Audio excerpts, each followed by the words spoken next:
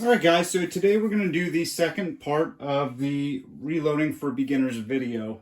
And in this we're going to go over how to do brass preparation. So the big part of that is inspection. You don't want to be loading any casings that have a split neck or dented shoulders or anything that looks like there's a major defect in the casing itself. So here is one that has a cracked neck. If I can get this to focus, you can see that right here. So this is definitely something you want to be on the lookout for as you're inspecting your casings. Anything with a cracked neck or dented shoulders is definitely going to be something to look out for. And as I mentioned in my previous video, when you're using the resizing lubricant, if you get too much of this on the shoulder and you put it through your press, what's going to end up happening is it's going to dent this shoulder in really badly. So you want to be on the lookout for that. And so what I do is I'll throw all my casings into a Ziploc bag with a little bit of that lubricant and mix it all around. Whenever I'm going to put them into the press, I will gently just wipe it off on my fingers right here on the shoulder before I process it. So a big part of this whole process of that preparation and adding the lubricant is to make sure that you have lubricant on everything. I had one not too long ago, and this is what it looks like. So what ended up happening was I didn't have any lubricant pretty much on this, and so it ended up getting stuck into the press, into the die. It gets stuck in there with so much force that when you go to lower the ram bar to take it out, it will strip on the bottom of the butt if there's a lot of friction in there, and it will strip and it will pull the casing right out, and the casing will still be stuck into your die, and the shell holder will still be down where it is now. So the fix for that is just going to be to take your die apart, and it does take probably a good 30 minutes to do that. So you want to try to avoid it. And I do believe that it does put undue wear and stress on the die. So it's better if you make sure that all of your casings are lubricated. But again, I've been doing this for 10 years and it still happens every once in a while. So just something to be on the lookout for. All right. So the next step is after you've lubricated all of your brass, you've inspected it for defects, and you've tossed those ones aside, you're going to want to deprime the brass. Okay? To do that, you're going to use your decapping die. I believe that's what it's called. And in here, this die does two things. Number one, it will remove the primer, the spent primer, and the second thing is that it will resize it. So when it resizes it, brass is a soft metal, and what it's going to do is it's going to stretch the brass out just a little bit. So let's go ahead and toss this one in. This one has a spent primer in it. I've already set this, and a good practice when you first get your dies is to go ahead and put a black hash mark on each quadrant of the die. And what this is going to do is it's going to help you because every die is a little bit different. Some of them you just screw it in until it touches the shell holder, but in this instance with this resizing decapping die, what it's going to do is you're going to screw it in until it touches the shell holder here like that. And then you're going to lower your ram again, and then you're going to screw it in a quarter turn more. I think it's a quarter to a third turn more from there. So having a visual marker is really going to help you set your die properly, and you definitely want it to be, you definitely want to follow those instructions whenever you're resizing this to make sure that you're doing it properly. So this one's already been set. We have this casing, so it's already been lubricated. So we just press it up. You can see that the primer shot right out into your spent primer tube. Go ahead and pull it back out. And there you have it. The primer has been removed. So you will go ahead and continue to do this with all of your casings that you're going to process. The next step in this is going to be to grab your calipers. And again, you want some digital calipers in a decent set that you can rely on. This is Hornady There's several other manufacturers that make good ones or even better ones than this. But I have had these for about 10 years and they've held up really well. So you can see you have a digital readout. You want to make sure that it's set to inches. You want to make sure that you squeeze this first and hit 0 just to make sure that you're starting off at the right measurement, right? You want it to be zeroed in. So after that, you can go ahead and open up your calipers. And this is the casing here. And so what we're going to do is we're going to go ahead and put it in there. And you can see that it's at 1.760 and a half. And that is the maximum that you want for 5.56 casings. You don't want them to exceed 1.760.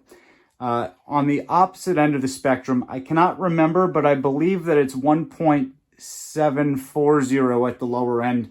You don't want to go below that. And I might be slightly off, but for my own peace of mind, that's the lowest that I go.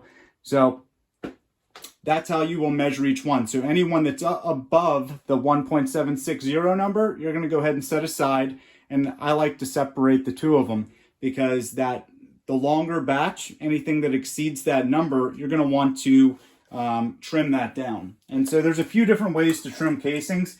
I can't find my die, which has a turn handle, but there's one that will go into your press, and then you can just rotate the die, and there's a blade in there that will trim down the casing.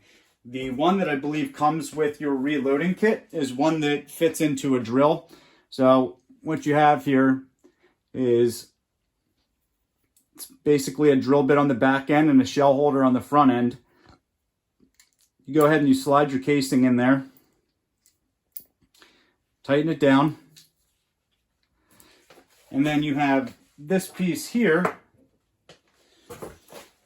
And what that does is it has a blade, has 4 separate blades on it, and that's going to trim the casing down. And I believe that you can set these. What I did was I put thread on the, I put plumber's tape on the thread to keep it from going in any further. And that's how I set mine. But it's a pretty easy tool to use. So I'll just go ahead and show you on here. So you just press it in like this. You're going to hold this one, and then you're just going to drill it. Okay, you can see a little bit of brass came out of there. All right, and so make sure that light goes off. All right, so you can see that it's all a little bit rough around the edges. Well, that's what this piece is for. This is for deburring the casing, and so it has an exterior and an interior one.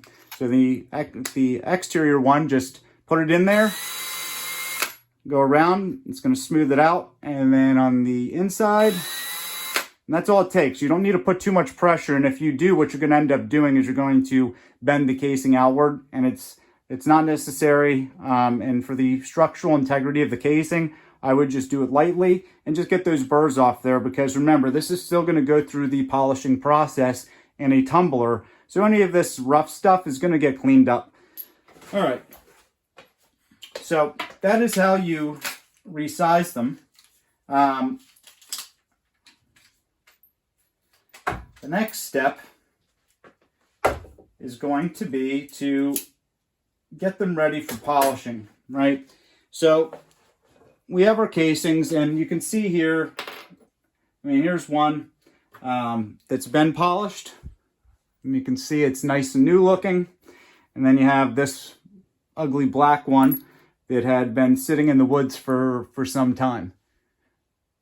So that's roughly what they will look like after you're done.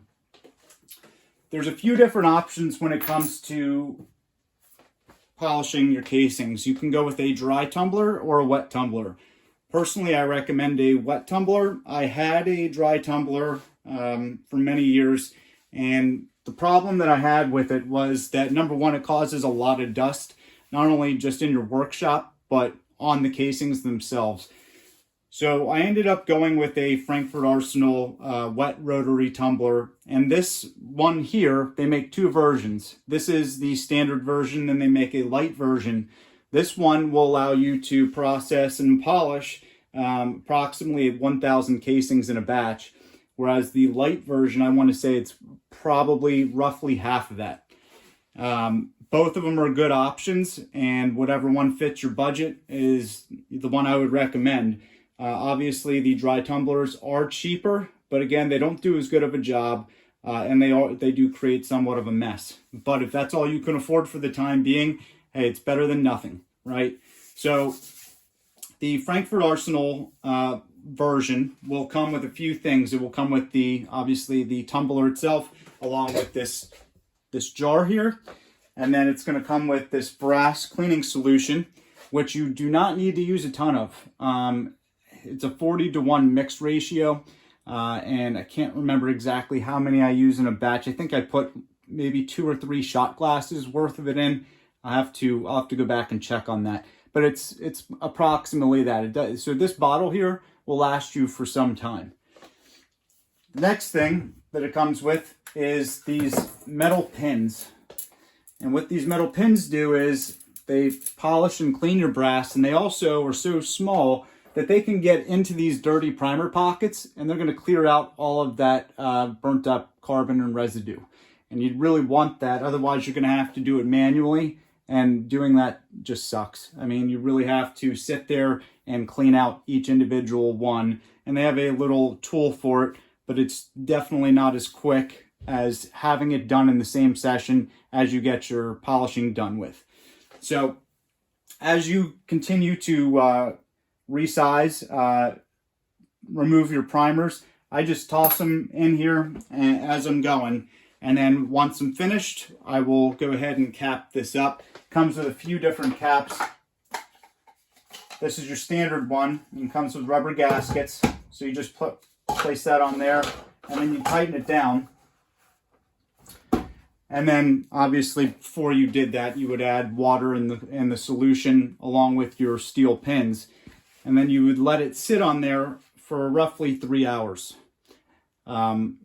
So you just kind of set it and forget it. It's got a timer on there. It will automatically shut off after that 3 hours.